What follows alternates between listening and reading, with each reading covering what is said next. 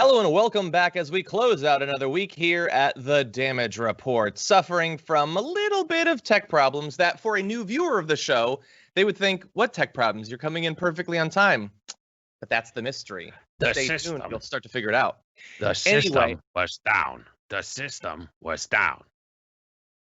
We're having technical problems. We're also having personality problems, some more than others. For instance, hey, Brett, how's it going? I'll tell you what, John, I wish we had a little time before to discuss what was going on, because I can say with great confidence that I am not confident in my ability to perform at the level you've come to expect today. Why is that? I might feel the same way. We've got these foster puppies. I don't know if people are aware of this, but as a result, I have to take them to pee in a place that's not inside my home. And we live in a place where to get back, there's a pretty steep grade. So I have walked up, and then the wifey, put your face on. God. The wife, she said yesterday, she's like, in the last 2 days, I have walked up this hill more than I have in the 5 years we've lived here. Why are you taking them to pee down the massive slope? I just can't take them outside and be like, pee and come back inside the apartment. Because if they come back in the apartment, John, the zoomies, I can't do the zoomies. They can't do the zoomies. They can't corner like they think they can. So there's been a lot of like, oh, this is hardwood, no brakes, careen into a wall. Okay. There's two of them. They're two sausages that were hit by lightning in a lab, and one grew a cute face and the other grew a brain, is where I'm at with them. The boy is a locomotive, a spectral locomotive, and the girl just looks at him and goes, cool. This is how fetch works, you idiot.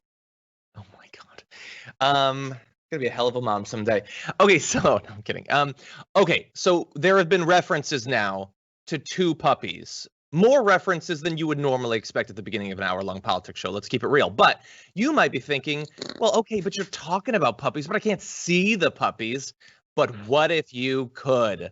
So today on the stream, for the first time ever, we're going to do a little bit of a like challenge, but it's going to come in 2 tiers. So if we hit 2,000 likes on the YouTube stream, you're going to see a dog. Which of the two? I don't know. Brett's going to pick. But if you want to see both dogs, we got to hit 3,000. Come on. We can do it for 2 pups. When was the last time we got to see 2 pups? Anyway, I think we can do it. There has been a lot's going on. There's a lot of activity in the Twitch chat about this. Obi-Mom Kenobi has cheered bits for pups. Nice. And also early, just before the show started, gifted 20 tier 1 subs, which is awesome. That's a lot. That's a ton. Thank you as always. Mom. Well, here's what we're going to do. So I can see that we're getting up there. We're at like almost half of a puppy, which if we can only show you half of a puppy, he's going to have to back one into the frame and then stop. But anyway, I think we can get there. There's a couple thousand of you here already. Please hit the like button if you haven't already. You can share the stream and all of that. Let people know what's going on. You might be on a different platform. You might have to do some other thing. I don't know how algorithms work, but you guys are experts, so you figure it out.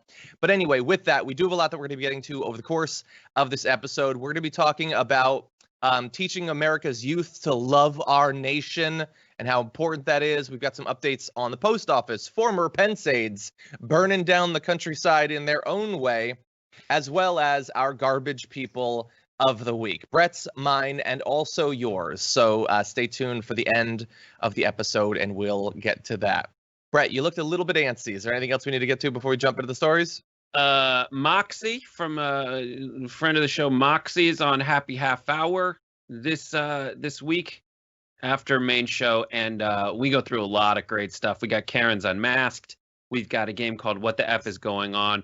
A lot of genitals on the show, actually. Unexpected when I started producing it, but by the end, there were a lot of genitals. Don't worry, you won't be traumatized. We don't show you all the genitals.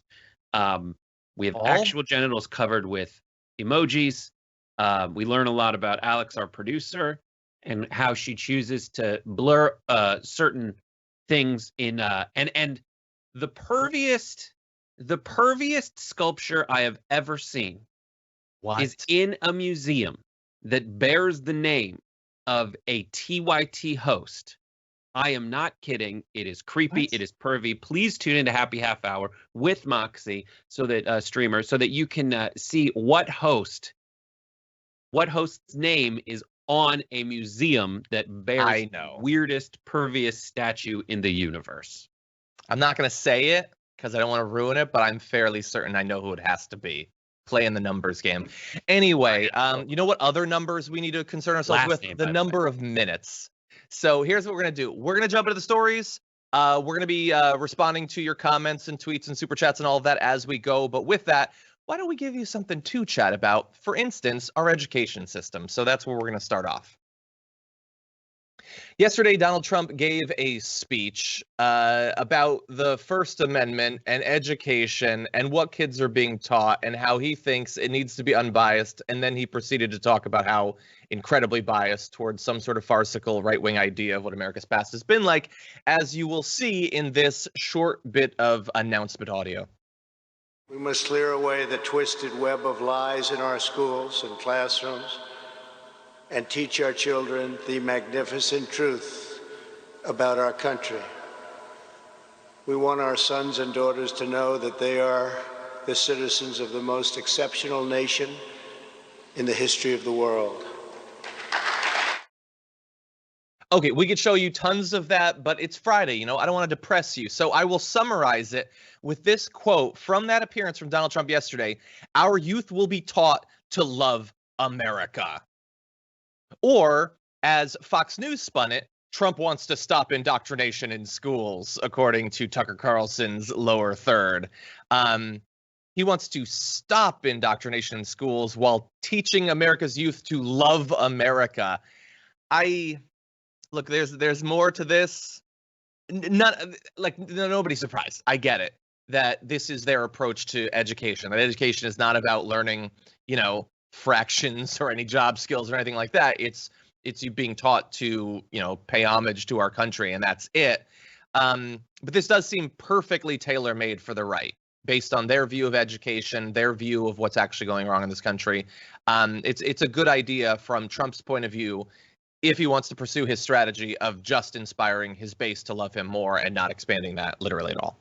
You know, I get that there's going to be a lot of time during the school day if Trump gets his way to focus on propaganda, because there's no science in the Trump administration. He's come out quite against that. What do they think happens in schools? Like, what do you think is taught in schools to children?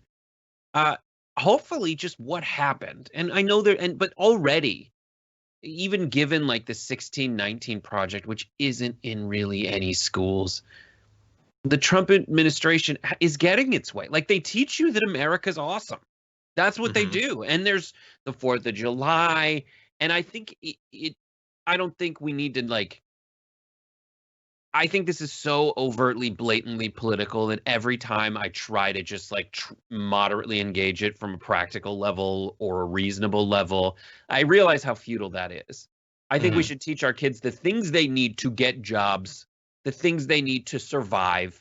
And I don't think that teaching that I mean, sure, we can teach them about the cool things Americans did. I think we should. I think we should teach them about all the awesome stuff that came from America.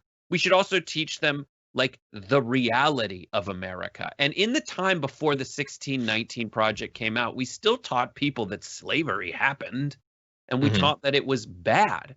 It seems like from Trump's perspective, I just don't understand. Like, if he wants to change how we teach kids, does he want us to teach them that slavery was good? That seems to be his only argument, because he's upset that we're just trying to teach folks that, like, yes, the beginning of America did have slavery. Whips, chains, rape. And he's like, I don't want it, and that was bad. And he says, I want the opposite of that. So it seems like he just wants to teach people that slavery was good. That's psychotic.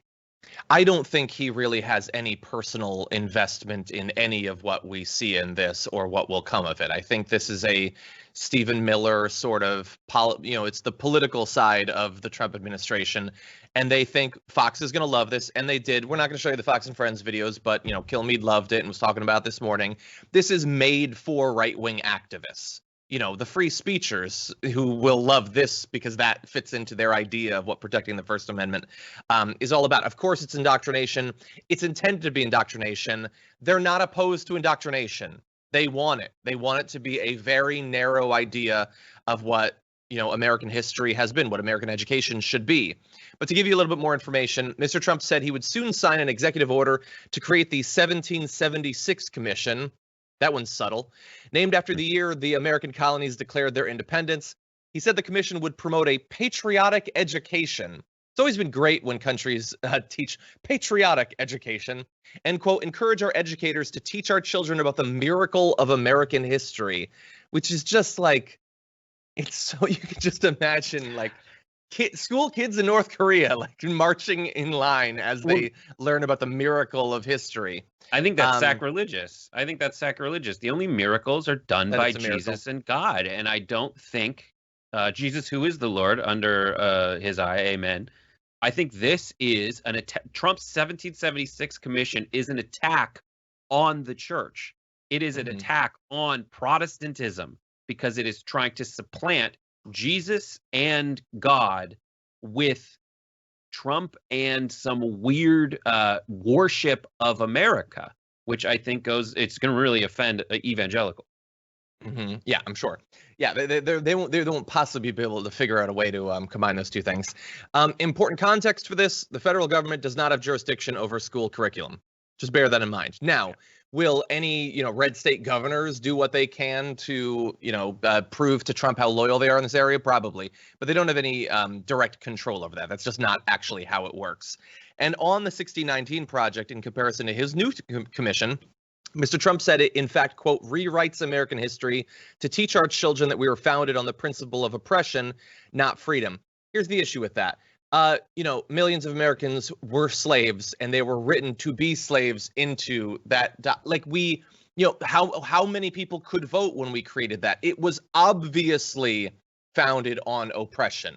There were some good things, too, in comparison to other countries, but oppression was built into that system. That is just the case. And it only took a couple hundred years and counting for us to finally get rid of all that. I'll update you when we've finally gotten rid of the last of it. But it's obviously, it's ahistorical nonsense. That's all it is. You can still frame America as being founded on freedom. I'll give you that. All we want to do is keep America to its promise. That's it.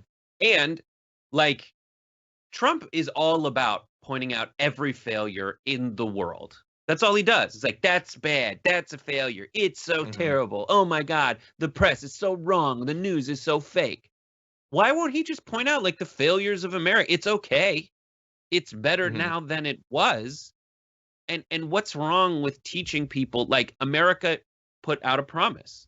America put on the promise of freedom. At the time, there was hypocrisy, and you can go through and point out who of the founding fathers had realized the hypocrisy, who of the founding fathers did not realize the hypocrisy. Why can't we eventually get to a point where we're just honest about it? That's the problem. And the answer is he doesn't want to be honest. He never does. There hasn't been a president who's lied more. I mean, what he's trying to do is he wants to do patriotic stuff. I mean, it is just very obvious that this is only ever has been a ploy. I mean, what about the 1776 commission? Can people eat or nothing?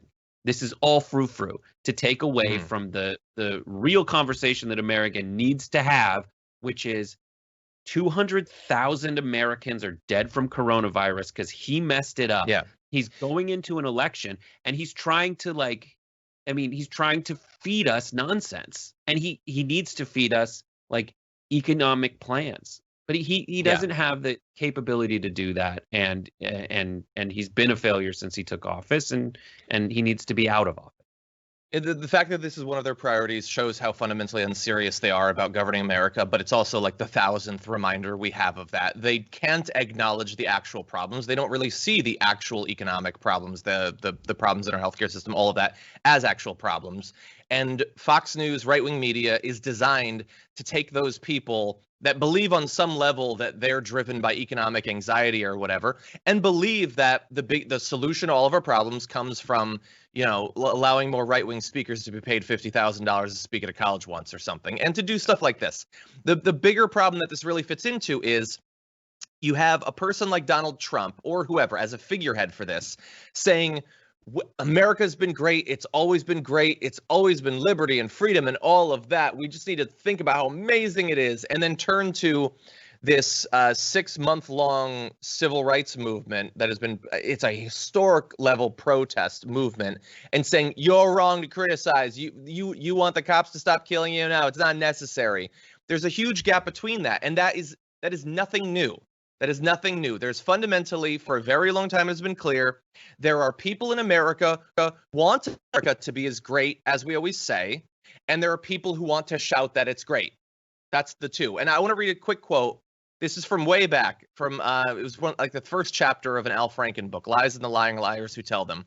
And I remember this to this day because he described it this way.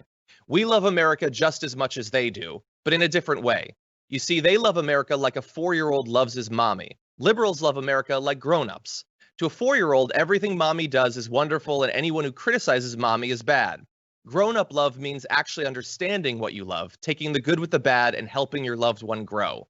You could expand that, to dissertation length. But the idea is that we want America to be worthy of the praise that the right uncritically gives it. And I understand they've benefited far more from the messed up systems that America has economically, politically, socially, all of that, than a lot of the people doing the reforming. But these are like that. You don't get anywhere from just holding your hand over your heart and reciting the Pledge of Allegiance for the rest of your life. You don't actually improve a country that way. Now, this is just symbolic. It's not going to actually do anything. But even if it could do something, it wouldn't accomplish anything. That's my issue with it. Yeah. Okay. So before we jump into other stories, of which there are many, let's talk a little bit about some of these super chats. The first super chat today, Zane says, Brett, where's my hostage puppies, bro? Well, look, Zane, I'm going to take a look. Right now, we haven't reached even 1 puppy, let alone 2. So if people want to see pups, you got to work for it. I will, if we don't make it, I will harm this puppy. It will harm it. No, we're going to show them whatever percentage of a puppy they've earned. Okay. Hopefully what will happen to the other percentage? I don't know. Yeah, we can't vouch for that. I'm sure at some point some YouTuber has actually done that, and that horrifies me. Okay. Rob Shively says, did you forget to turn the mics on for the hot mic moment? What do you mean? No, we had tech problems. Aaron, thank you for your super chat. Justin says, Dragon Squad of Oregon, untouched by the fire, thankfully. 7 miles away, though. Not so lucky. Jeez, that's close. Stay safe. Obi-Mom Kenobi with an absolutely massive super chat saying, thank you, John, for being awesome. 3 cheers for Dragon Squad. Hip, hip. Hooray for you, Obi-Mom Kenobi. Thank you so much for everything. Brian says, super chat for the Strong Bad reference. Well, you should have been here before the show. Yeah. Oh, my God. It's half the entire catalog. Sparkling. MSM says, been waiting for today's show since Brett mentioned that he was fostering puppies on Wednesday's main show. I'm liking right now, hashtag show us the puppers. I prefer that. Of all the hashtags show us that our Dragon Squad has produced, I like that one better. Stan Z says, come on, Brett, let me know what the drink of the week is on Happy Half Hour. I'm headed to the liquor store after the show. There are 2. Moxie drinks a Moscow Mule, and I drink a Negroni. So depending on whether you want straight up vodka or juniper vodka, it's your choice. Nice.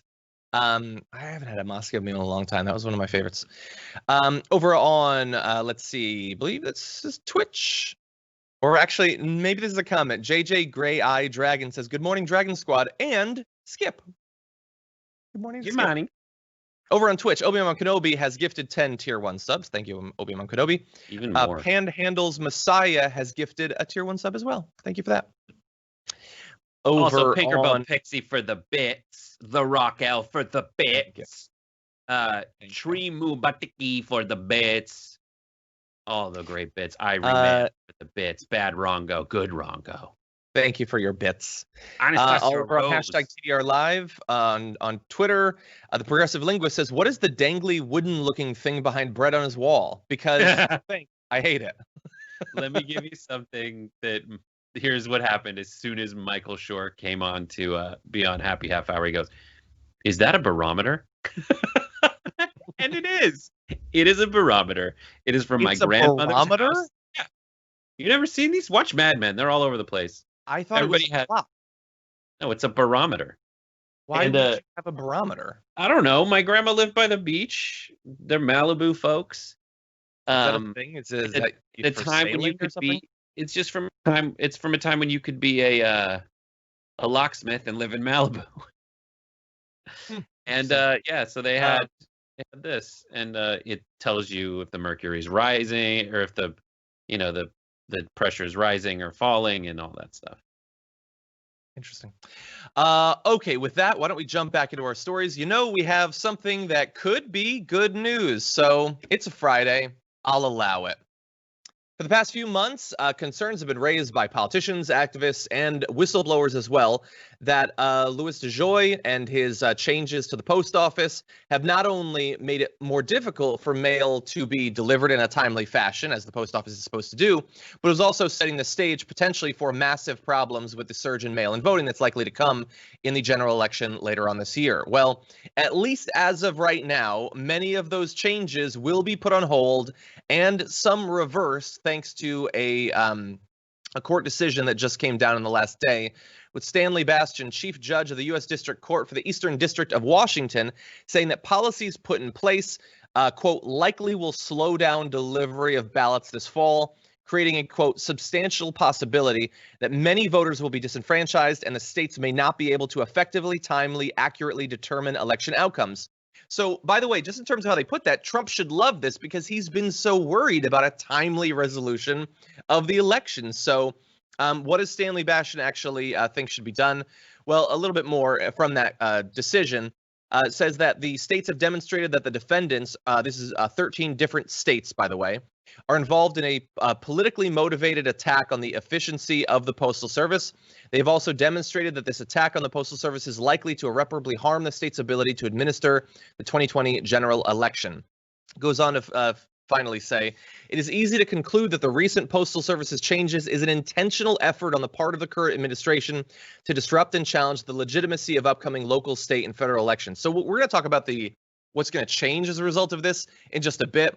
But Brett, it's not just, we acknowledge that this has had an effect, but I don't often see judges willing to so specifically say, here is why it was done. Here is what I believe the intent was behind these changes. I mean, that was implied in the at least temporary block on Trump's Muslim ban. And it's very obvious that that's what's happened. And there's a lot of judges at a lot of different levels of our federal court system. And yes, you were going to find, I mean, this is the right judge who actually has no problems coming forward and saying this because it's true.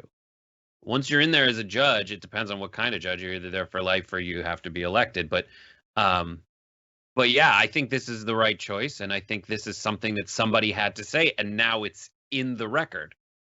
And it's something that we were all thinking. Now, is this going to last? Who knows? But I think and will it be appealed? Absolutely. Where does it get appealed to? These things go, or some version of it, or some other counter challenge or parallel challenge might make its way to the Supreme Court. And it is necessary. And what is it incumbent upon us to do? Get someone there who will keep these kinds of things in check. This is an assault on the Constitution, what the president has done. This is an assault on the fundamental premise of democracy. And it's not the only thing. Like, it's not like if we block the interference by the president in mail-in voting, that this is the only thing we need to do, and suddenly democracy will be restored, and the confetti will fall, and bells will ring out. We did it. We did it. No, this is one of a million things that people need to do to protect their democracy, both from Democrats and Republicans. That's why we need to have an accurate census. That's why we need to have state legislatures that actually reflect that are not gerrymandered. Then we need independent commissions to draw the district lines, regardless of regardless of who's in power at the time. And how do we know that this thing needs to be done? Because look at all the state legislatures in every state throughout the country. Whoever had the power to draw the district last And then the congressional districts for the U.S. Congress, whoever had the power to draw the districts last, drew them insanely to benefit them. And you go state by state. We've done it on this show and on every show on the network in the past, gone through states and saying what percentage of people voted for which party. Okay, that's one number. What percentage of the state and U.S. federal congressional seats belong to which party? Those are two different numbers, and they're not close. They're seldom ever close. And we need to fix that. This is one of the things that we need to do to protect our democracy because it is always already under siege. Yeah, and I would say it's not like the I guess the two paths we can go down is we either, have a massively manipulated election, or all of a sudden things are great. This is like, we should be fighting back against things like this to just get back to the many different layers of slightly more subtle voter suppression that were already in place, in a million different ways. Some of it literally structurally how representation is allocated, to the gerrymandering, to a million different things. It's become so blatant, so over the top that you replace the head of the post office with a guy who comes in and immediately grinds to a halt the ability of the post office to deliver mail. That should be too obvious, I think. Like when they go in and they go to a state and they decide, oh no, we're gonna for some reason we're gonna take away 500 polling places, and where are we gonna do it? I don't know. Where do black people live? We're just going to go and we're going to take all of those out. Like, there should be a level that is too unsubtle even for America and its lack of, real respect for substantive democracy going back to its founding. Yeah. Now, in terms of what effect this might have, at least until the Supreme Court overrules it, the judge ordered the Postal Service to reverse any instructions from mail carriers to leave mail behind at postal facilities, to stop requiring trucks to leave at set times regardless of whether the mail is ready, and to allow return trips to distribution centers to ensure timely delivery. Now, these are some of the changes that long-serving postal employees have gone on the record in any number of awesome reports on this by a lot of different outlets saying it makes absolutely no sense that these restrictions have put in. I know what needs to be done to deliver the mail. These are completely artificial obstacles that are being set up. And additionally, and this is potentially even more directly linked to the ability to handle the surge in mail-in ballots, the USPS must also treat all election mail according to first-class delivery standards and replace or restore the equipment required to do that. Any request to reconnect or replace any decommissioned or removed sorting machine must be directed through the court for approval unless the USPS has already approved it. So you don't get to treat ballots and things like that like junk mail, which is, again, we should be able to have some sort of bar. Make it a little bit more subtle when you're trying to stop, the American people from being able to weigh in an election. I mean, a lot of junk mail is very likely first-class mail anyway. But I like that. Is it? I think we should. I don't know, but I think we should say that Trump is treating. I think that should be on T-shirts and posters. Trump is turning your ballots into junk mail. We want to treat it right because obviously we do, but he wants junk mail, and he wants to treat it like junk mail.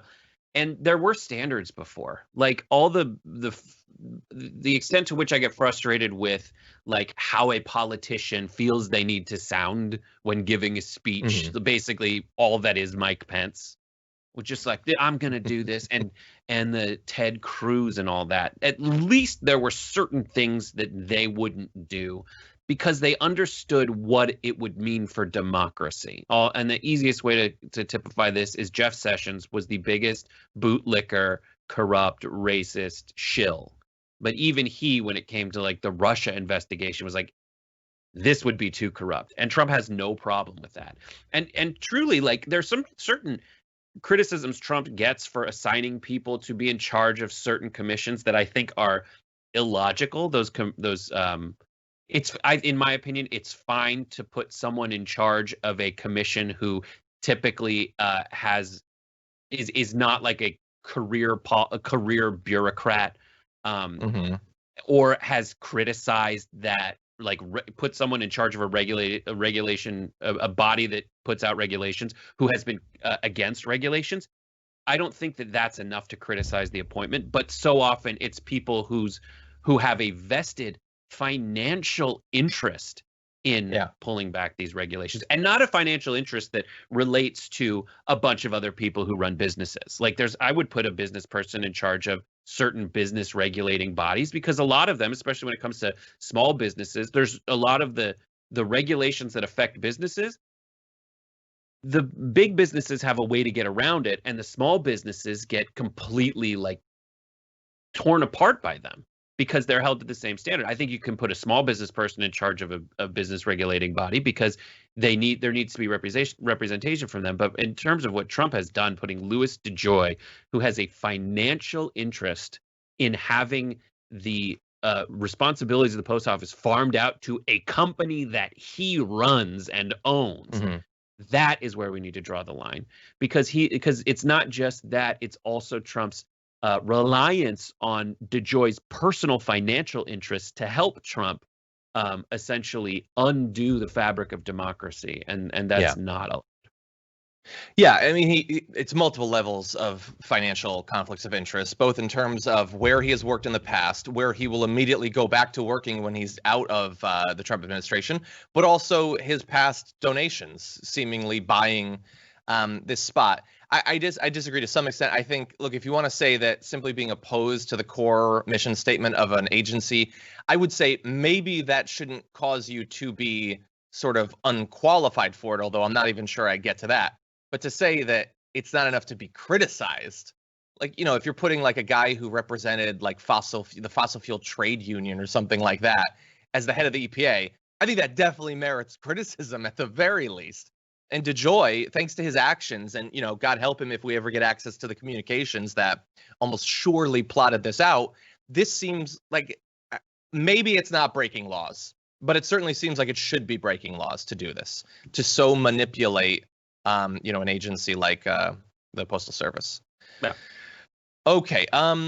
Let's go immediately into this next story. I did check just briefly. We are closing in on the second pup. And as I told people in the comments, we're going to show you one puppy. You've reached that, but it's the worst puppy. It's a dumb puppy. Like, it's kind of cute, I guess, but it's not that great. If you want the good one, the smart one, the moral, upstanding pup, we got to get to 3K. It's mostly just, it's a trash pup, basically. I'm not going to lie to you. I have to be honest. So anyway, with that, let's move to more trash, like the Trump administration. Recently, more and more former Trump administration officials have been coming out and being incredibly critical of the Trump administration, but we now have the first that's doing so sort of specifically having worked on the coronavirus response. This is Olivia Troy, who worked as Homeland Security, Counterterrorism, and Coronavirus Advisor to Vice President Pence for 2 years. It's a wide portfolio there. Came out and said that the administration's response cost lives and that she will vote for Democratic presidential nominee Joe Biden this fall because of her experience in the Trump White House. I mean, she was in the administration very recently, up until very recently. And we're going to have more on how she was involved in that effort, more of her criticism. But I want to go to a little bit of the video of her talking about that time.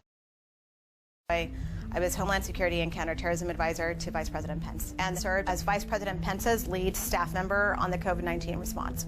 You know, I'd been on the COVID task force from day one. I mean, the virus was very unpredictable at the beginning. There were a lot of unknowns, but towards the middle of February, we knew it wasn't a matter of if COVID would become a big pandemic here in the United States. It was a matter of when. In a task force meeting, the president said, maybe this COVID thing is a good thing. I don't like shaking hands with people. I don't have to shake hands with these disgusting people. Those disgusting people are the same people that he claims to care about. These are the people still going to his rallies today who have complete faith in who he is. If the president had taken this virus seriously, or if he had actually made an effort to tell how serious it was, he would have slowed the virus spread.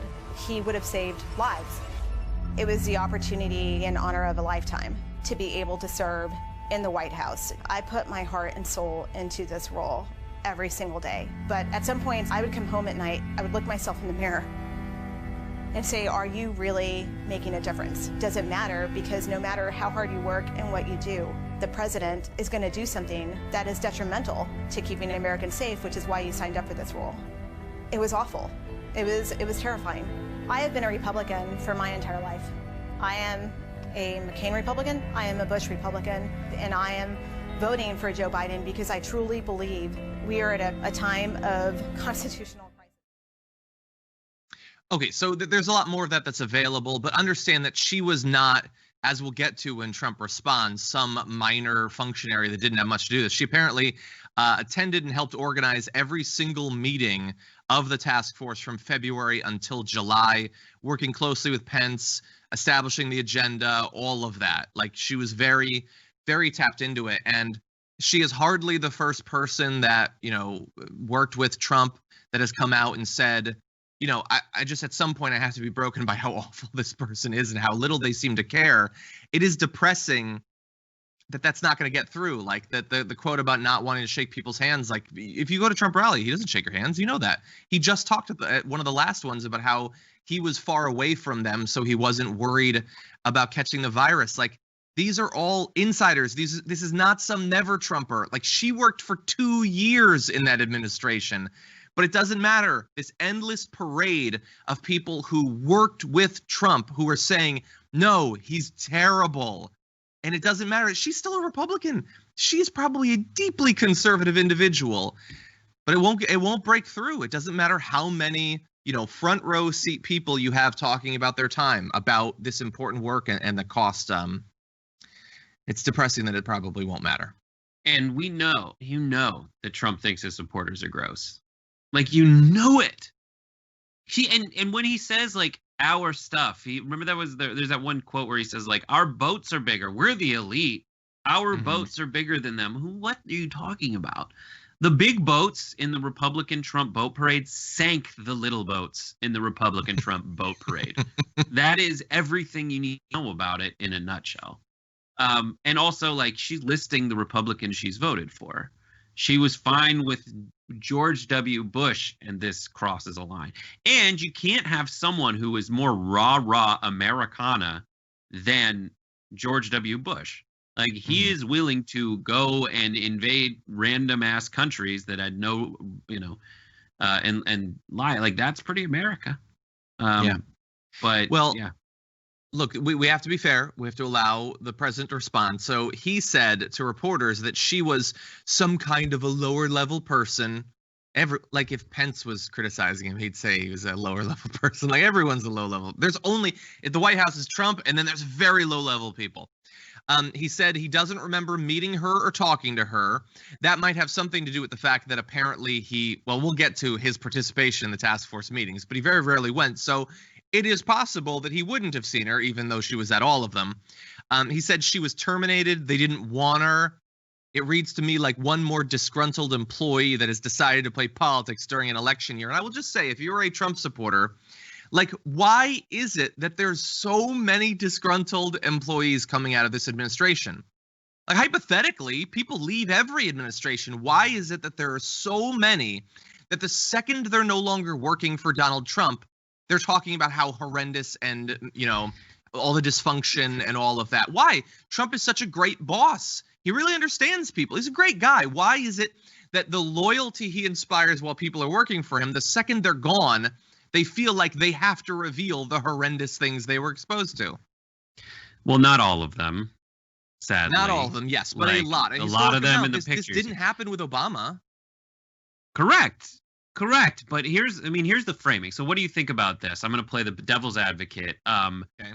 When it comes, so the one thing, I don't even know if he's smart enough to fall back on, but I think it's kind of in that I am a Trump supporter. I only need like half of a thought to latch onto so I can excuse myself and just say, no, this is what's messed up, man. This is the real truth behind it. The post-truth truth is, anytime someone from the administration leaves the administration, Trump got him out of that. He's draining the swamp.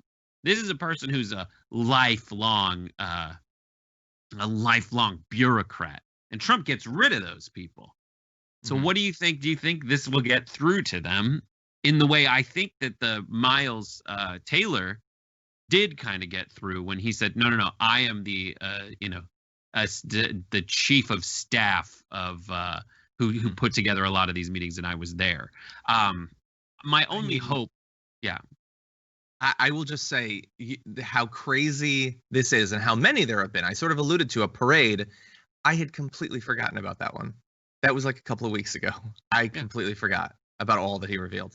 And these things should be over and over and over again, played on the air everywhere. She should go and be at events and speak out about it. And it's tough because I think it plays, I mean, the defense that the Trump administration has is like, you've got these people who've been in politics for hundreds of years. People who are just bureaucrats who are mad that Trump won't let them do their bureaucrat stuff. That's the counter argument. And I think that's something that I think can only really be overcome. And I hope the reason that we haven't heard yet from a lot of the people super close to the Trump administration that we really want to hear from, the Mattises, et cetera, is because I hope they're waiting for October. Maybe. Yeah, maybe. I don't know. Look, we're gonna have another side of the reaction from inside about this particular employee. We're gonna get to that in just a minute, but I wanted to touch base with the audience before we do that. Global Astro said, Brett having performance anxiety, shame, LOL, to your initial comment as we started the show. Dragon Squad First Class says Xenon in response to Q. Dragon Squad, make it so. No, we already have Aranon. We got too many letters. Okay, people. I want to start calling the QAnon supporters cuties. They'd love that. They're cuties. They're all cuties. Yeah. Jeez. Jacob says Fergie and says pronounced Fergie like the singer. The message of Trump Americans might as well be O'Doyle rules. Basically, yeah. Don't worry about the fact that you're going off a cliff. Armed Liberal says, please bring on John Oliver. Oh, that's a good idea. I should do that. Thank you for that idea. No, it's a helpful idea, but it's not going to happen. It ain't going on. Anyway, Rob Shively says, Brett should start an OnlyFans for the puppies. They should start an Only Pups website. I might start that, actually. They're too young. That's disgusting. They're puppies. Once they turn 3, once they turn 21 in dog years, yes. But hopefully you will be able to adopt them, and I'll tell you how later in the show. Ooh, exciting. Okay, Galfar over on Twitch says, originally it was Dragon Squad represented TDR and Green Knights represented main show, and then you combine the two, Green Knights riding the dragons of Dragon Squad and got the TYT army. Exactly. Is it Green Knights? Where did Green Knights come from? Did I miss that? I don't remember. I knew at one point. The canon is complex. There's been some restarts like in Marvel. Yeah. Okay. Egypt says there are no trash pups, only trash people. Animals are innocent. True. Wish we had that. Vampire 666 Tweety says I want cats. On Monday with Francesca, so does Brooke. The wifey wants cats. She's like, listen, as these dogs are tearing around the house, she's like, if we had kittens, they'd just be in a box. I would pick them up. And I would just hold them, and then I'd put them back in the box.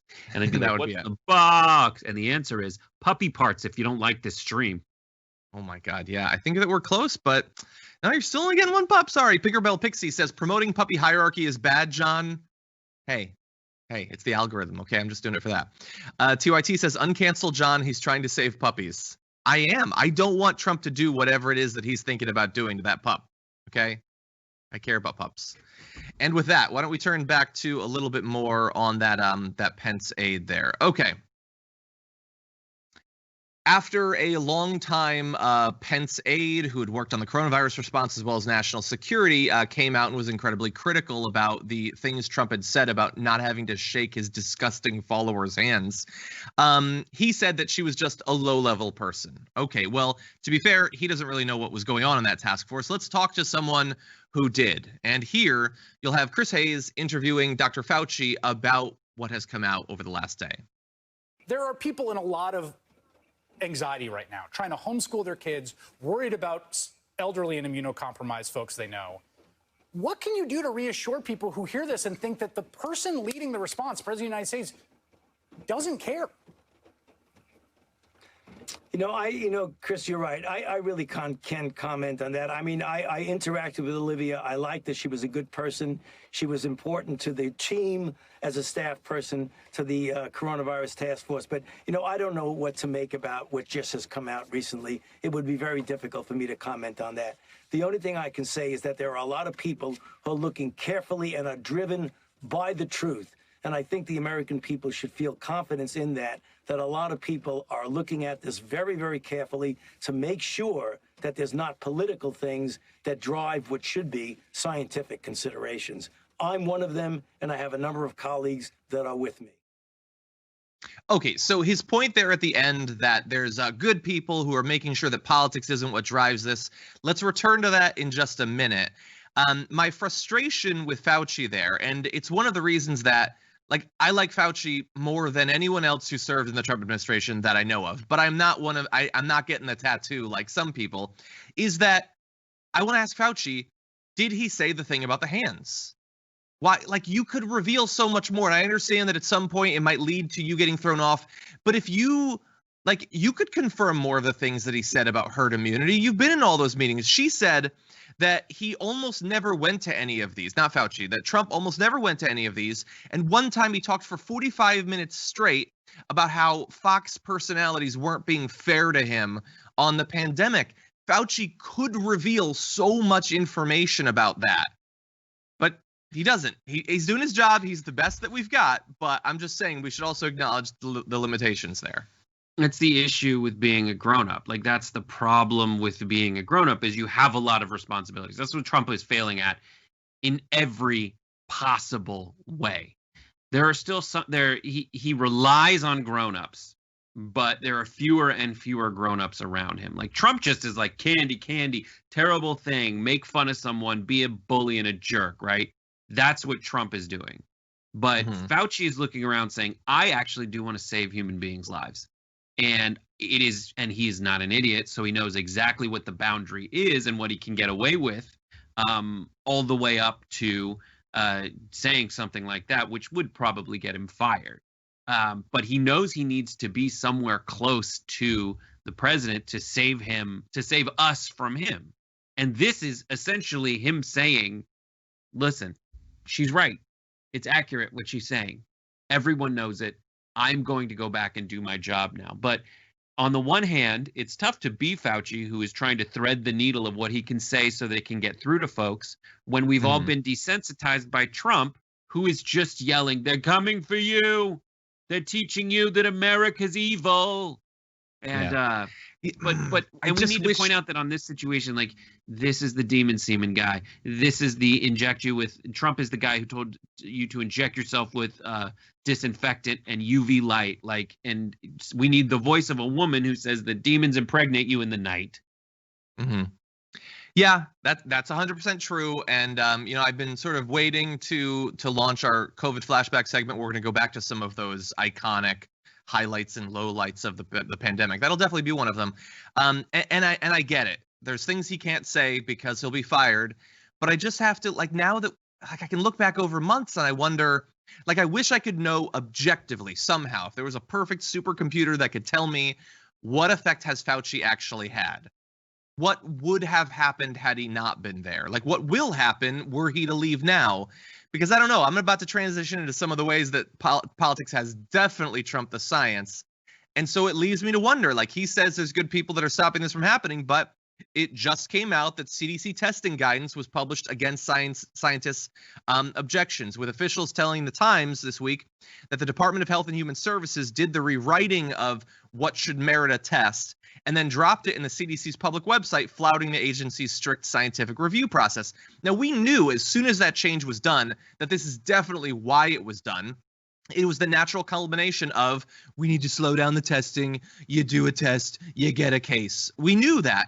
And it is indeed true. So that happened despite the fact that, you've got Fauci and he says that Birx is good. Or this week when it came out that the White House reportedly scrapped a plan to mail face masks to every household in the U.S. because they thought it would create a concern or a panic. Maybe it would have. It would have also hypothetically produced a little bit more compliance with the masks to show support at the very beginning from the White House telling right-wingers that this is a good thing that you should do, and it also would have let them have masks. So and there's all the stuff with Jared early on. Like, I'm glad that he's there. I'm glad that he has this mission to make sure that science is on sort of an equal footing. But as I look back over the pandemic, it doesn't seem like that has often been the case.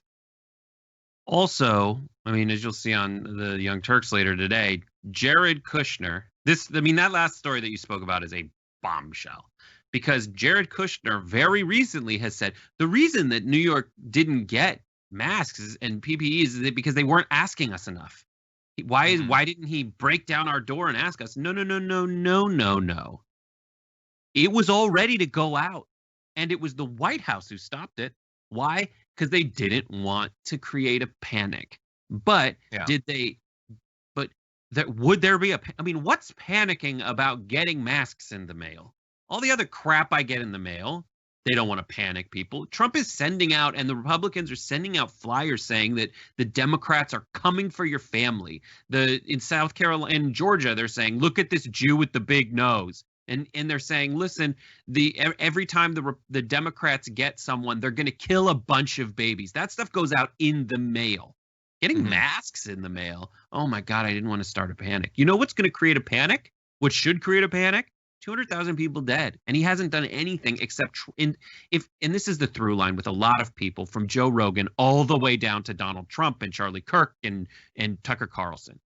If they spent an eighth of the effort that they currently spend on trying to find excuses and cover-ups for their stupidity, if they spent an eighth of that effort on actually fixing problems or doing a little research, they'd solve it. There would be nothing else to talk about. You would have a wild success story on your hands, but they don't. They would rather sit there and try to find a way to message their way out of this. And it would have been so simple. I know that we talk about this a lot, but if they had just 50% taken it seriously compared to some randomly chosen Western European country, we would have 80,000 dead or whatever, and he'd be cruising to victory. Like, it would. What a stupid authoritarian movement America is going to inevitably fall to. And meanwhile, and we'll talk about this in the garbage people segment, but 4 people died in Benghazi, and that was a tragedy. This is 100,000 times worse. Yeah, 50,000 times worse. Yeah, and every day it's 300 times worse. And also I'm sure that you'll talk about it on the main show, but the people who met with Jared Kushner early on that said it was fairly clear that he didn't care about New York because it was a blue state, even though his businesses are there.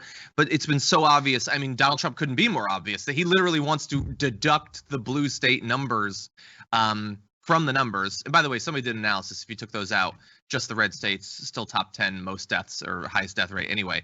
And Jared Kushner initially stopping some of the purchases early on. Whole book could just be written about Jared Kushner and how he helped to make the pandemic as horrible as it could possibly be. Colorado, trying to fix the problem with the ventilators and actually reducing the number of ventilators and giving some profit to a private company over it. Because they meddled, because they can't help themselves. They mess up. They are the team that couldn't shoot straight. Yeah. Okay. Couple super chats before launching our last story. Is Amber potentially ready to help you wrangle some pups after garbage people? Because we did, in fact, pass 3,000 likes, so they've earned their 2 puppies.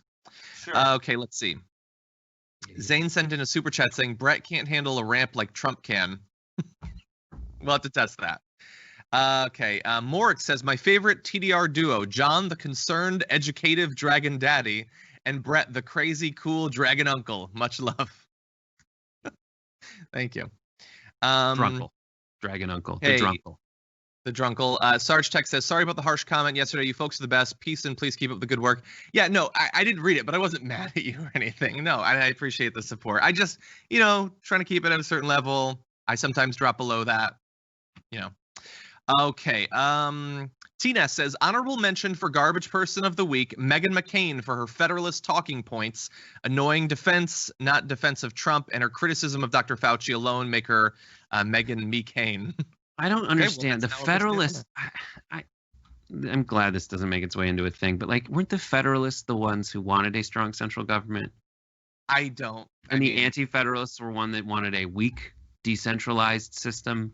And now the Republicans are like, big government sucks. Why are you the Federalists? I don't know. I have to do more research on that. I vaguely remember it.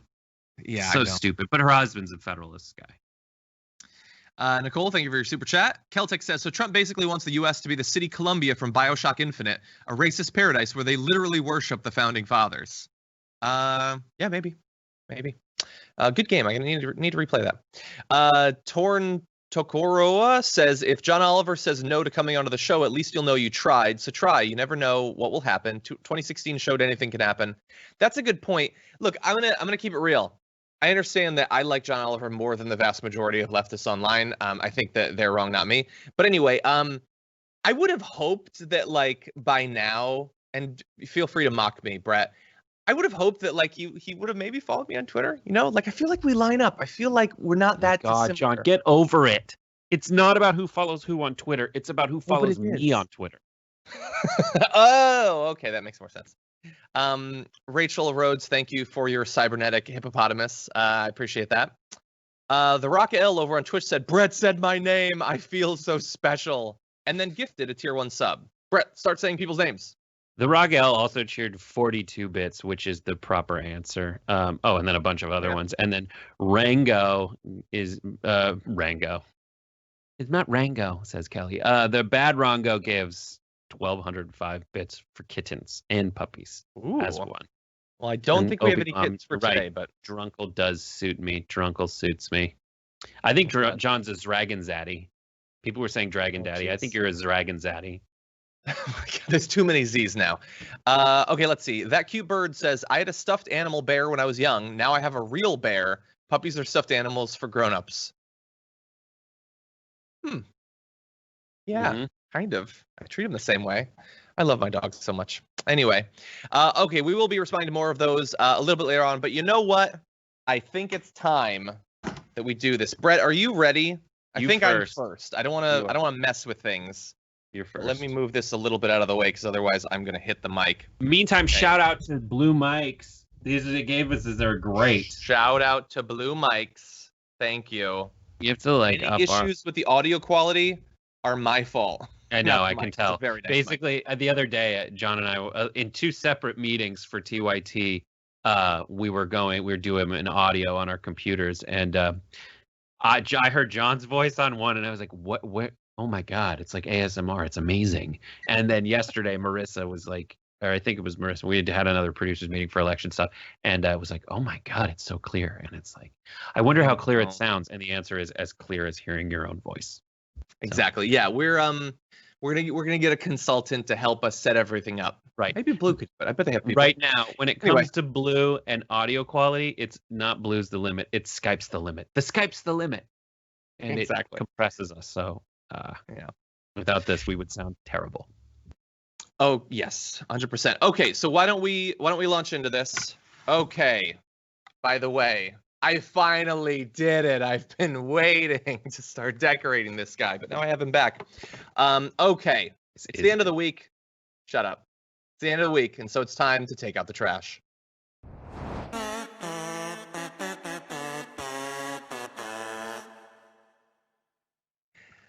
Okay, so I'll be going first. My garbage person of the week this week is the garbage person for, I believe, the first time in TDR history, and it is Joe Rogan. Why? Well, if you follow the news, I think you already know why. But let me feed the beast here. It gets hungry in its head. Okay, so why? What's that? You put the eyeballs on the top or turn it upside down and shove the garbage person up in its mouth. That's a good point. It's getting dangerous there. Anyway, why would he be the garbage person? Well, it has to do with a bit of audio from his incredibly popular podcast. Listen to Joe Rogan here. Enjoy going there. I actually love Portland. It's one of my favorite places to perform. Most of the people there are very nice. But there's a madness going on there. You want to talk about madness of crowds? That exemplifies that right now. And it's to me they've arrested people for lighting forest fires up there. They've arrested left-wing people for lighting these forest fires, air quote activists. And this is something that's also not widely being reported, that people have actually been arrested for lighting fires up there. Okay, so I'm going to focus on that last part. So he points out that it's not widely reported. Turns out there is a reason for that. It's that it's not true. It's not only not true, but it has been debunked. And it had been debunked days before he did that. Widely debunked, widely shared, easily accessible fact-checking on that claim that had been opportunistically and partisanly spread by right-wing media sources like Breitbart. I mean, a lot of people saw these tweets from FBI Portland that said that reports that extremists are setting wildfires in Oregon are untrue. Help us stop the spread of misinformation by only sharing information from trusted official sources. They go on to say, conspiracy theories and misinformation take valuable resources away from local fire and police agencies working around the clock to bring these fires under control. Please help our entire community by only sharing validated information from official sources. So yes, when they have to chase down these conspiracy theories, that damages their ability to save lives, save property, and all of that. Both Reuters and factcheck.org have conducted further investigation, finding no evidence to back the claims, with the former noting that local Oregon police departments have been working to, quote, debunk misinformation spreading on social media platforms regarding the fake claims of forest fires. And how bad has it become? It's become this bad. Over the past weekend, Facebook began cracking down on the spread of this conspiracy theory days before Rogan's podcast. It's so bad that it's a conspiracy theory that even Facebook is fighting against. It's not a conspiracy theory. It is a lie. Conspiracy theory is like a lot of people got together to come up with this lie and perpetuate it. No. This is just a lie. This is no one's deep inside the government making this happen. This is a bunch of liars lying. That's it. Don't even give it the credit to be a conspiracy theory. Theory is a word in science that it's more than a hypothesis. This is just a freaking lie. And do you want to talk about Joe? Yeah, what do you want to do? Yeah, and it's a lie with a point, because it wasn't just, oh, I think that's what the fires came from, when it's not, which I guess you could just be wrong. I would argue the reason that he ends up in here is because we have decided as a society, indeed as a world, that he should be the biggest purveyor of news for our species. And so that's what he is. And so he has a massive platform, and thus, in the style of Marvel, with great power comes great responsibility. You need to know what you're talking about, especially when millions of people will go away from listening to that podcast that is 100, maybe 1,000 times bigger than this podcast, and will say, oh, that's what it is. I don't have to worry about these fires. I certainly don't have to worry about climate change, because it's not climate change. It's left-wing air quotes activists, because he doesn't even believe that those protesters in the Portland area are actual activists, apparently. He's spreading misinformation that is consequential in a number of different ways to manipulate people into believing political things that are not accurate. Okay, that is the definition of garbage when it comes to media. Yeah, and let's connect it with another thing in the news. Joe Rogan saying, I'd like to moderate a debate with the presidential candidates. Yeah. And a lot of people saying, this is a great idea. This is an awesome idea. It's so exhausting. Like, I like Joe Rogan. Like, I like his comedy. I like that he made people eat bugs. Like, I like that he is definitely. That was a good show. I like that he's smarter than Dave Rubin. I love that when he's like, he's 100 times smarter than Dave Rubin. That's the thing, is just because he's smarter than Dave Rubin, so's the puppies you're about to see. Because you pass the threshold. Like, those puppies are smarter than Dave Rubin. Their minds are not reeling from such high-level ideas in recovery mode. Like, but here's the problem with Joe Rogan, is that the asset of Joe Rogan is that he will listen and he'll have a conversation. But unfortunately, he doesn't have that instinct to then like do the research or retain anything else. He thinks he can do it all on the spot. When if he just did a little bit more research, and then also like if we kept it in the context of him moderating a debate, it is very certain that Donald Trump being there would make him feel so jazzed and so awesome that we are positively reinforcing the behavior that led him to spread a debunked BS thing, a lie. Yeah. We are saying, here you go. Just because you're an everyman who sits there and asks questions, that is not the job of a moderator. The job of the moderator is to not let them get away with stuff if they're lying, or at least identify what to press them on. Because while he is equipped to combat things that sound like BS to him, he is not equipped to detect all the BS that's happening. You're 100% right. Yeah, he is perhaps uniquely not qualified to do it, because his draw, why people like him, is he lets people come on and say things. But that's not what a debate is supposed to be about. Now, finally, on this, is he lying? I don't know. I doubt it. No. He seems much more like the sort of guy that just gets things wrong because he believes the wrong people. That seems to be a sort of constant thread, is that he tries to engage with these things. He's open-minded and all of that. But unfortunately, he exposes himself to people who are wrong or manipulative or, BS. So that seems more likely. The issue is, as I alluded to earlier, you're the biggest one ever anywhere. So you cannot be routinely wrong about things that are incredibly consequential, let alone all the other potential problems. In this area, it's too important to get it wrong. And I doubt a retraction or an apology will come. I hope that it will, because millions of people will hear that too. But it's certainly needed. Yeah. There was another thing he did in the news recently where he talks about dead naming, and he's like, and some people are like, he's just pointing out how bad cancel culture is. Yes, it's fine. Cancel culture needs 3 different titles for all the ways it's used. Like, there's cancel culture when someone else does it. There's cancel culture when you're defending what you think should be negative consequences for everybody. And then there's cancel culture that someone is trying to give you a reason for dismissing an entire discussion. Those are 3 different things, and everyone calls it cancel culture. It's so very frustrating. Get lumped together.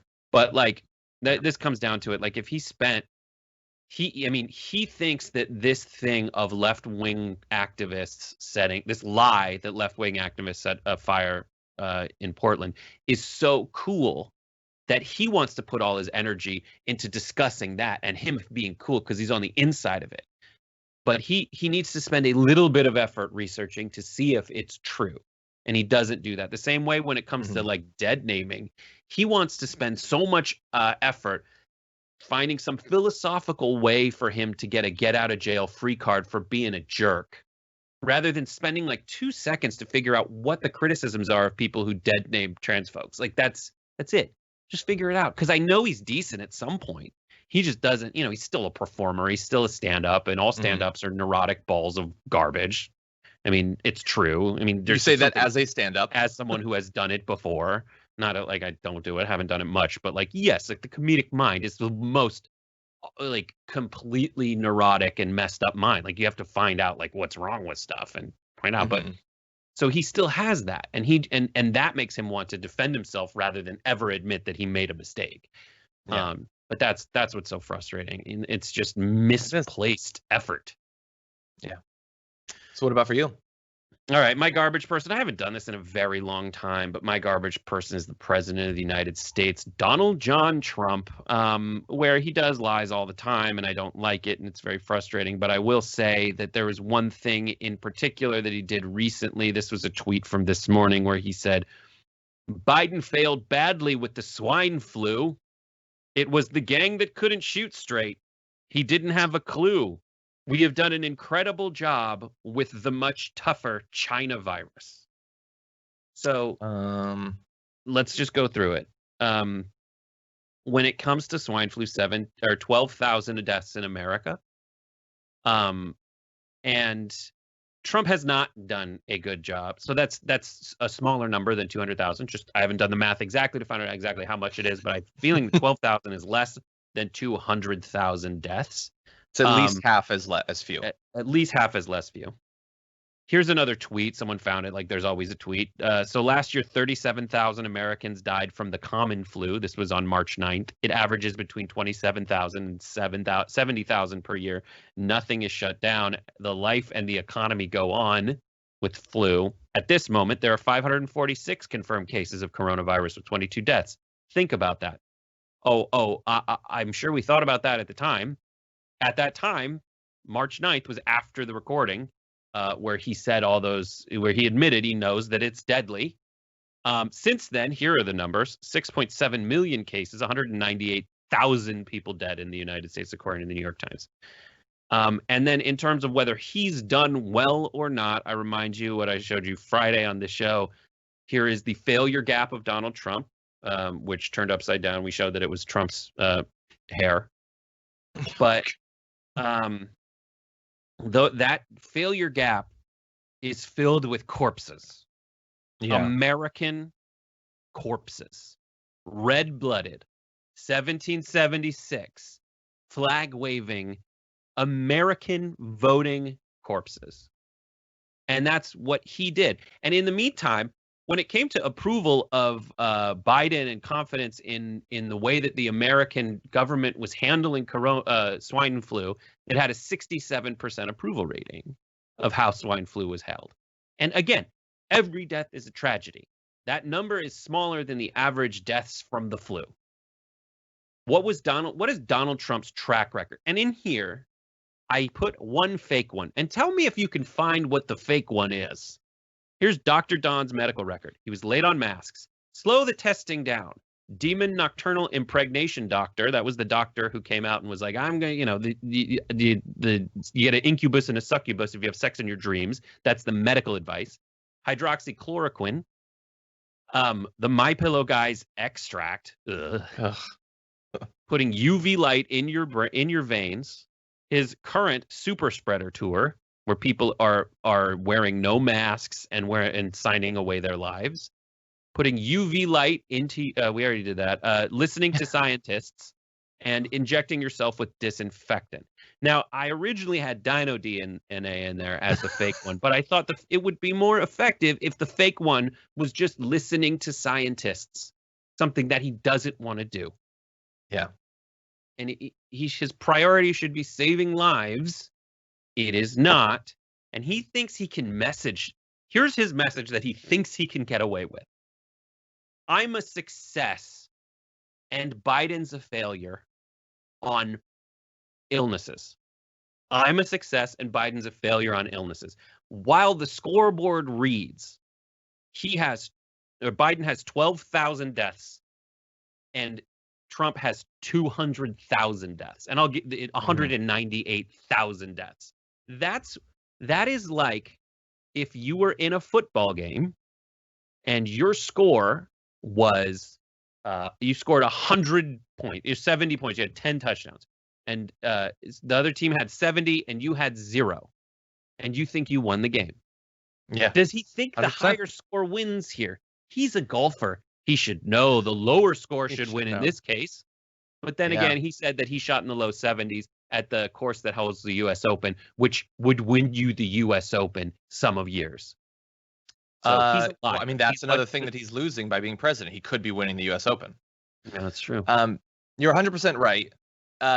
One other way to put it in perspective, these numbers between the swine flu and that, the number of people who died from the swine flu is very close to the number of Americans that will die between this episode of Garbage People and when Biden and Trump debate at the end of this month. We'll have about 1 swine flu worth of COVID deaths. If we're lucky, and if the numbers don't shoot up again, it'll be about that much. Yeah, you're 100% right.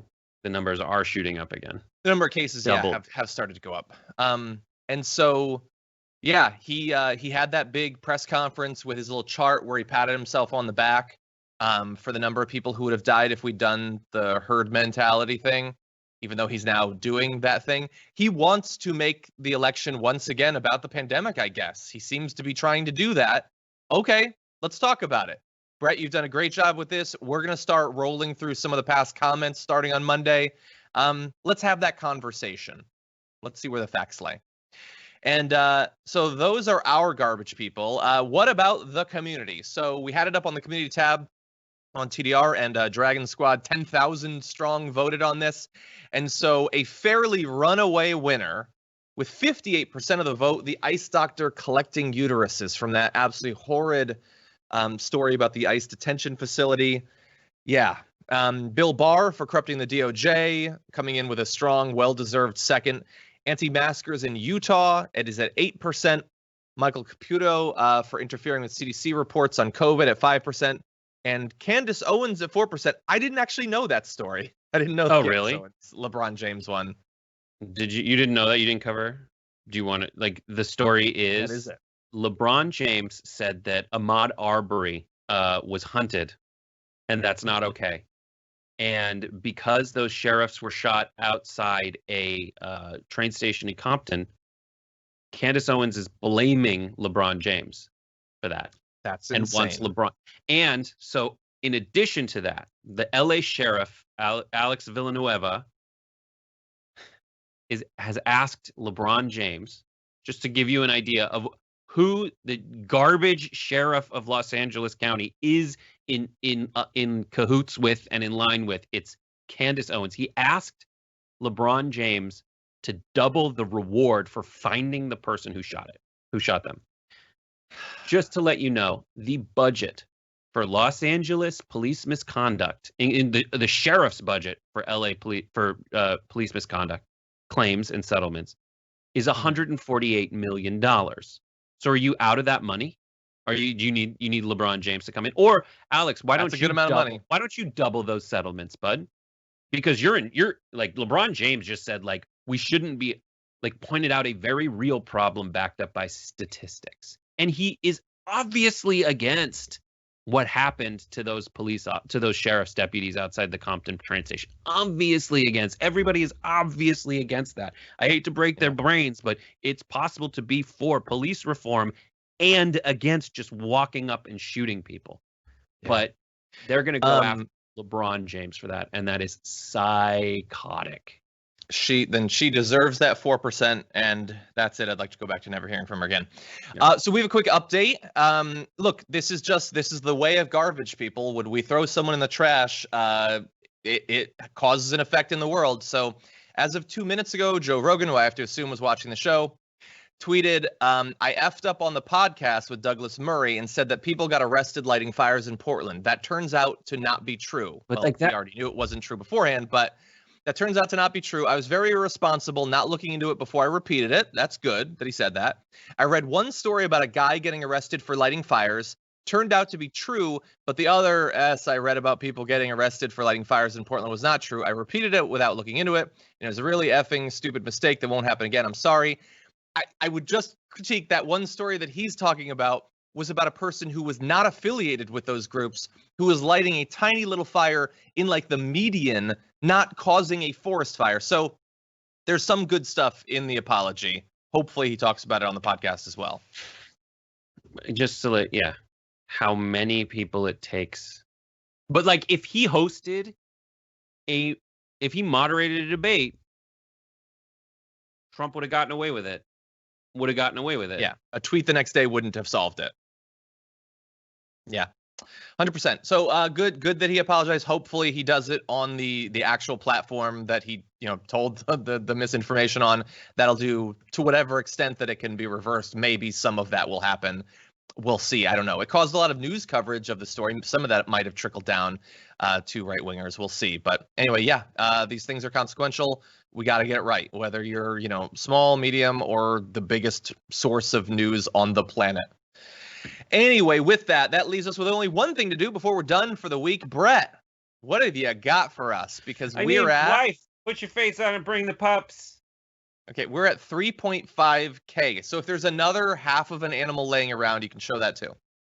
Why? Just stay here for a second. She might be asleep. Okay. They might be. I'm gonna look at some super chats while you get some pups. Franklin Sharpslicer sent us one saying, "Goody goody, it's garbage day. We get to throw a-holes away. Brett, try this like or nots. Just like Kitty, make puppy box. Happy half hour coming up. Have fun. Don't throw up." And well, I'm not gonna read that because someone could think I was swearing. But thank you, Franklin Sharpslicer. I appreciate the super chat there. That's a good one. Okay, the Super Nomad Girl says, wait a second. I'm hoping that if I super chat, you will be kind enough to explain what the heck a tier 1 sub is. Guessing it's not an S&M thing. No, it's just a Twitch thing. Why have we not cut to Brett's video yet? A one shot, please. He's resting his head on you. His tongue! Oh! We were sleeping. We were What's just his sleeping. name? This is Cheesecake. Oh, I love cheesecake more than life itself. Say hi to John. Say hi to Johnny. Cheesecake. And this is Who's Pistachio. that? Pistachio. Ooh, Pistachio's flailing. Cheesy and Oh, Stashy. These little Cheesecake puppers. and Stashy. I'm Are they holding the butt. friends? They're sister and brother. They're such different colors, but they seem very friendly with each other. Yep, they love each other. They sleep like this. Well, you have to take a photo of them sleeping like that now. Oh, we have many photos of them sleeping like I that. just woke them from the deepest puppy sleep. Oh my God, they're yawning. I'm glad that, I mean, it sucks that they had to be woken up, but now they're yawning and that's adorable. Oh my God, they're finding things in his beard. And put the headphone in my ear. My God, congratulations everyone Right around my for lapel. earning both pups and half of a wife. I That's the can't hear. extra 500 likes. They like fighting. That's why. So so this is the cute stupid one, and this is the smart. They're both cute Still and they're cute. both smart, but one of them is smarter. Oh, I he's want to just- meet them. Can I meet them? You can meet them, Okay, and I they have won't to. become dog meat because we got saved. Oh, that was a close one, really. Thank you, Eat 'em. everyone. Because if Eat he had 'em. had to throw that into the blender, that would have been we dodged a bullet there. Okay, legally as well. Okay, Brett, thank you. Where can Oh, people here's how watch you can you? adopt them. Put the thing. If you go to Adopt LA at best. bestfriends.org. If you live in the LA area, ask for cheesecake and pistachio. Sorry, pistachio. I could only adopt one, and I'm sure we don't want to split them up. So He can only adopt one. What are those rules about? I have 2 dogs already. I can't double the number of dogs. Yeah, anyway, volume, everyone go to the total website. mass of these dogs is the same That's as one true. dog. It's like one big dog. Okay. Anyway, Brett, thank you. Everyone go watch him on the Happy Half Hour later on today. Moxie's on? Yep, Moxie. Awesome. Moxie She's TV. fun. Awesome. Okay, Brett, thank you so much. Appreciate it. Bye. And for everyone at home, let's go through a few more of the super chats with Kai Allen saying the substandard low quality of U.S. education has always infuriated and depressed me, but Trump talking about perverting it more makes me apoplectic. 100%. Mandy M, thank you. Hang on, they can hear you. I haven't muted Thank myself. you, wife. Sorry, John. Thank you. You can still see this. Uh, Here's Can you just leave him on the chair? Can you bring him closer to the camera, please? He's too far. I want to see more of him. Oh my God. Oh my God. Okay. Bye, Brett. Tempo Dan says, happy birthday to me. Happy birthday to me. Future's got me like Batman when he has to go pee. I don't know if it's actually your birthday, but if it is, happy birthday. Manuel Lopez says, you and your co-hosts are making a difference. I don't know if you needed to hear it, but thanks for what you guys do. I appreciate that. I don't necessarily know if that's true, but I do appreciate that, and we're doing what we can. Sporp Girl, thank you for your number 1, looks like Samurai Fox. Appreciate that. Kendra says, I send kittens every day to hashtag TDR Live. You have my permission to share the video if the people want them. Thanks for being amazing every day, guys. Thanks, you, Kendra. Back when I was at home, I used to be able to easily bring up photos. I don't know exactly how we can do that now, but I do appreciate them. Brian says that CNN fact checker should host a debate. Yeah, maybe, or be present on one where he can buzz in, because it's not like Trump tells tons of new lies. He has some that he has rolled out dozens or hundreds or thousands of times. It's not hard to prepare for most of them.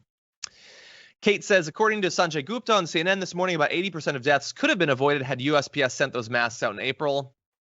Yeah, I doubt that we can know for sure, but a lot would have been. Brian says, another super chat for the puppies. Thank you. Stephanie says, I got here late, but just in time to take out the trash with you guys. Stay safe, stay sane. Thank you for all you do. I appreciate that. Thank you.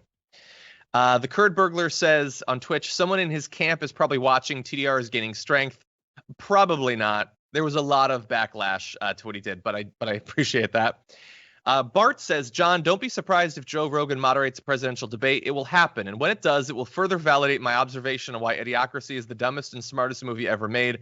Mike Judge is a modern-day Nostradamus. Bart, you've lost it. But thank you. Okay. Let's see. Coco Channel, thank you for your super chat. Zane says, happy Rosh Hashanah and Shana Tova. That one I do not know, but thank you. The Bun says the political twist to this is that if someone wants to remove or revise this program, talking about the education thing, they will be attacked as being unpatriotic and anti-American. But that's kind of the point. I mean, it's sort of designed to be a trap like that. Anyway, thank you everybody for watching, for hitting that 2-puppy goal. It's never been done before. They said it couldn't be done. They were the voices in my head, and I told them, get out of my head. I need some peace. And thank you for everything throughout the week. We got a lot planned for next week. Should be fun. Debates are coming up. It is seriously go time in this election, so we gotta be ready for those October surprises. Be ready to respond to them at a moment's notice. Anyway, thank you. Enjoy your weekend. Stay safe out there. Stay sane out there. I'll see you soon.